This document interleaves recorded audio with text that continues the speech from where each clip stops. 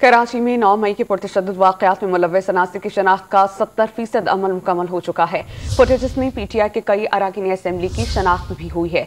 इस पर हम बात करते हैं डॉन न्यूज़ के रिपोर्टर बिलाल खान से। बिलाल, हमें बताइएगा कौन कौन सी शख्सियात की शनाख्त हुई है?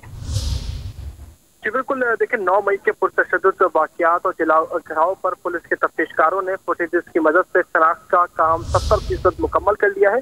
तहरीक इंसाफ के मजीद अरकान असम्बली पुलिस के रेडार में आ गए हैं। PTI के MNM सैफुर रहमान समेत मजीद कई बलवाइयों की फुटेज की मदद से शनाख्त मुकम्मल कर ली गई है। रुकन सूबाई असम्बली सईद आफरीदी भी पुलिस के रेडार में आ गए, जबकि मकामी काउंसलर्स और UC चेयरमैन भी फुटेज में हंगामा आराई करते हुए शनाख्त कर लिए गए हैं।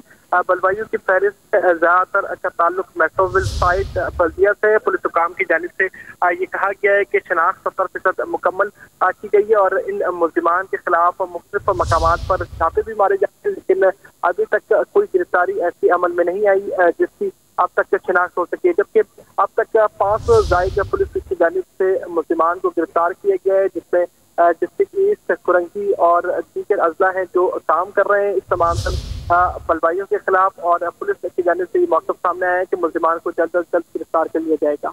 जी, बहुत शुक्रिया, आप हमें अपडेट कर रहे थे।